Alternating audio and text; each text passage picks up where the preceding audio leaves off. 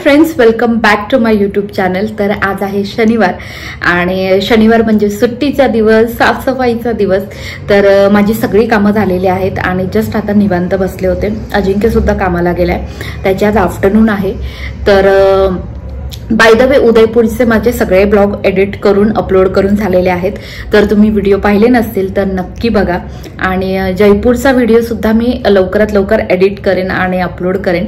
Actually माझ्या लॅपटॉपमध्ये थोडा इश्यू झालाय, त्यामुळे थोडा डिले झालेला आहे, पण मी ट्राय करेन लवकरात लवकर अपलोड करायचा।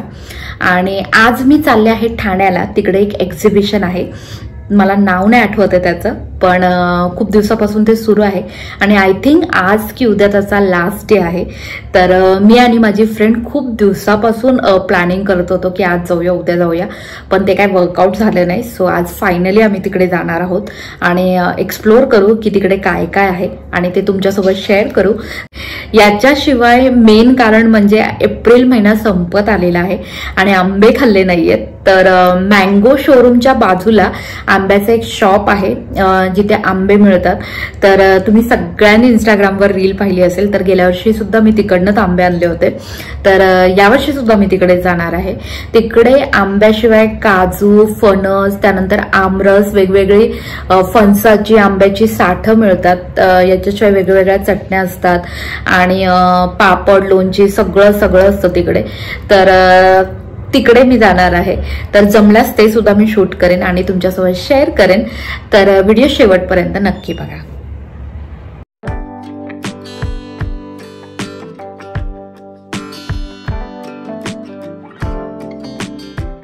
सो गाईज, मी आता माझ्या फ्रेंडच्या घरी आलेली आहे।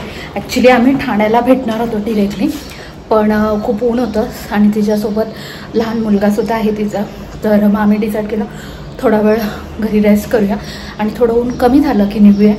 तर आता मी जस्ट तिच्या बिल्डिंगमध्ये पोचले, तर तुम्हाला थोड्या वेळात तिची ओळख करून देते।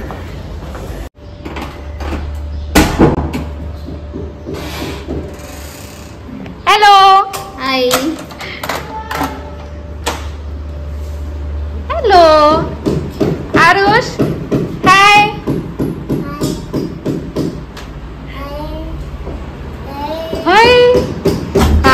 मी आता आले स्नेहलच्या घरी। 4:15 माझा सगळा करून झाला तिचा। आणि ये ना स्नेहल, हाय। तो ही माझी मैत्रीण लहानपणाची स्नेहल आणि हा तिचा मुलगा आरुष। तर लहानपणी आम्ही साकीनाक्याला एकत्र राहायचो, म्हणजे जवळजवळ 32 वर्ष ना, 32 वर्ष झाली आमच्या फ्रेंडशिपला। म्हणजे लहानपणाची 4-5 वर्ष समजत नाही ना, ती सोडली तर सगळी आम्ही एकत्र होतो, एकत्र खेळलोय, जेवलोय, अभ्यास केलाय, मस्ती पण केली आणि भांडणं पण केले आणि आमचे खेळ पण काय काय वेगळे वेगळे असायचे। तर लहानपण खूप छान होतं। चाळीत आम्ही एकत्र राहायचो आणि टचवूड की लग्नानंतर आम्ही अजून पण कॉन्टॅक्ट मध्ये आहोत। उलट जास्त आमची फ्रेंडशिप क्लोज झाली आणि आता आम्ही फिरतोय, मस्त मजा करतोय। तर आता आम्ही थोडं ऊन कमी झालंय, सो आम्ही आता निघणार आहोत, कारण हा होता आमच्या सोबत। तर उन्हाचा ह्याला त्रास होईल म्हणून आम्ही थोडं थांबलो होतो। सो आता निघणार आहोत आम्ही। तर सर, कुठे जायचं आपल्याला आता? आता मी चाललोय ठाण्याला, चैत्र महोत्सव इव्हेंट चालू आहे तिथे। तिथे बरेच काही बघण्यासारखं आहे, तर आम्ही तिकडे चाललो। एक्झॅक्टली। तर खूप दिवसापासून आपला प्लॅन चालू होता, म्हणजे इंस्टाग्रामवर रील आले होते आणि आता आय थिंक उद्या त्याचा शेवटचा दिवस आहे। तर लेट्स सी, म्हटलं चला एकदा जाऊन बघूया की काय काय घेण्यासारखं। तर दरवर्षी असतं ना ते? दरवर्षी। तर तुम्ही बघा आणि पुढच्या वर्षी तुम्ही जेव्हा कधी तो असेल उत्सव, त्यावेळी तिकडे जाऊन तुम्ही शॉपिंग करू शकता। तर आता जास्त वेळ नाही घालवता, आम्ही आता लगेच निघतो। तर भेटूया थोड्या वेळाने। Bye bye bye. तुझा आणि तुझ्या बघ लगेच चालला। आणि तुझ्या स्कूलचं नाव काय? सरस्वती विद्यालय। आणि तू कितवीत आहेस आता? बरं, तुझ्या टीचरचं नाव सांग, टीचरचं नाव सांग, टीचरचं नाव। प्रिया टीचर। काय? नीट सांग। प्रिया टीचर। प्रिया टीचर। आणि तुझ्या फ्रेंडचं नाव काय? शिवांश। हो, शिवांश। मग आता आपण जायचं ना फिरायला? हो जोरात. हो. तू हट्ट नाही ना करणार? नाही. बघा, प्रॉमिस. बोला प्रॉमिस. प्रॉमिस. ओके.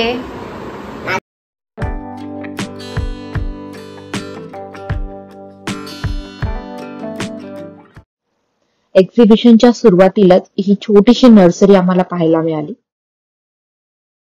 फर्निचरचे खूप छान कलेक्शन पाहायला मिळालं. जसं की खूप वेगवेगळे असे सोफा सेट्स होते, सेंटर टेबल होता, झोपाळा होता आणि इथे हा एक व्यंगचित्रकार सुद्धा आहे. सो तुम्हाला जर इंटरेस्ट असेल तर तुम्ही ते सुद्धा करू शकता. या एक्झिबिशन मध्ये हातमागावरच्या वस्तू, कपडे, मसाले, होम डेकोरच्या वस्तू याचे स्टॉल्स होते. इथे टोटल 110 स्टॉल होते. हँड प्रिंटेड वॉलेट्स, साड्या, वेगवेगळ्या टाईपचे कुर्ते आणि आजकाल फॅशन मध्ये असलेले हे टी शर्ट सुद्धा आम्हाला पाहायला मिळाले.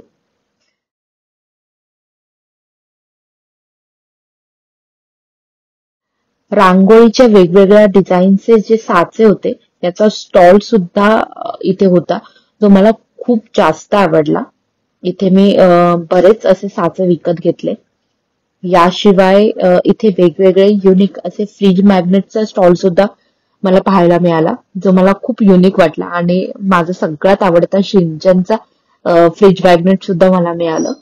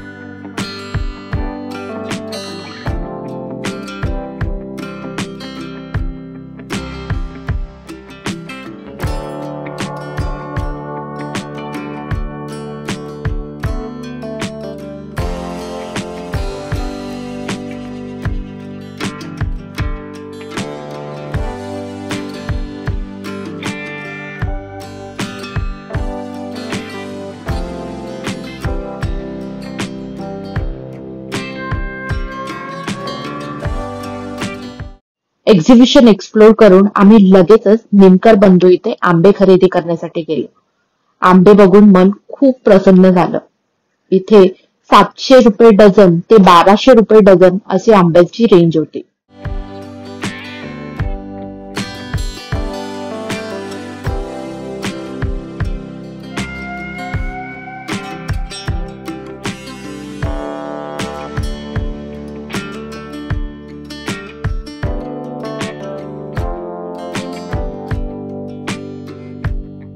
आंब्याशिवाय मी थोडे ओले काजू आणि आमरस सुद्धा घेतला आणि लगेचच आम्ही स्टेशनच्या दिशेने निघालो. मजा आली तुला?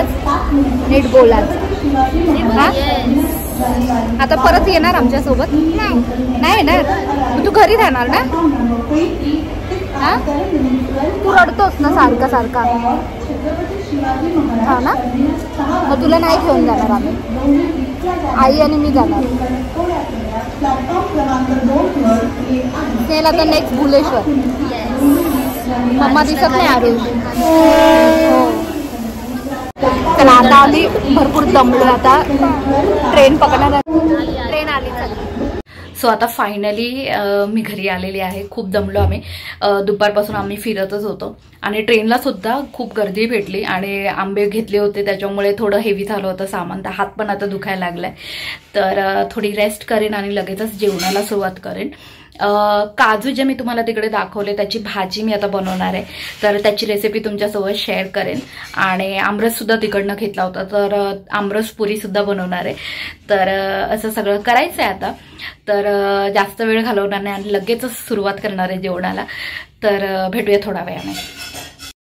इथे मी काजू गरम पाण्यामध्ये भिजायला ठेवले होते.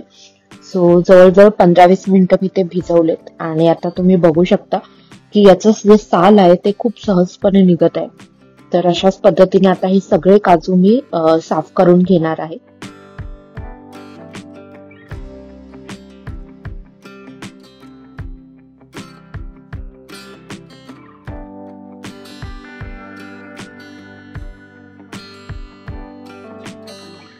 इथे मी एक कांदा, लसूण, कोथिंबीर आणि ओलं खोबरं घेतलं आहे आणि एक तवा सुद्धा इथे मी तापायला ठेवला होता. सो आता एक एक करून सगळं मी मस्त भाजून घेणार आहे.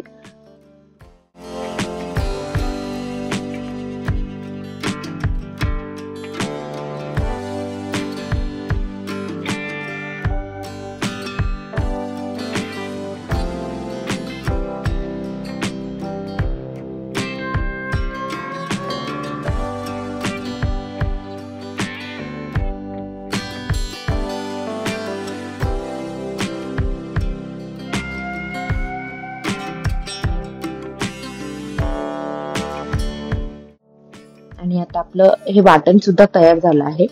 एका कढईमध्ये मी इथे तेल घातलं आहे.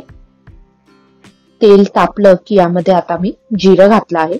जिरं व्यवस्थित तडतडू लागलं आहे. आता यामध्ये कढीपत्ता घातला आहे. यामध्ये आता मी टोमॅटो घातला आहे.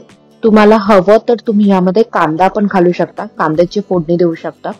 मला पर्सनली कांदा आवडत नाही त्यामुळे मी आता घातला नाहीये. टोमॅटो विरघळत आला की यामध्ये आपण जे वाटण तयार केलं आहे ते घालणार आहोत.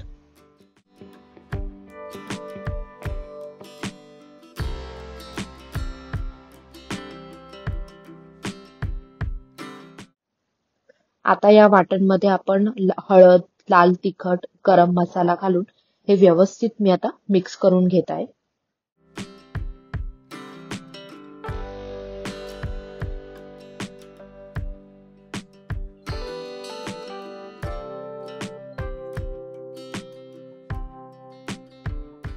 मसाल्याला व्यवस्थित तेल सुटलं पाहिजे. मला हे थोडंसं ड्राय वाटतंय त्यामुळे यामध्ये मी थोडं गरम पाणी ऍड केलं आहे.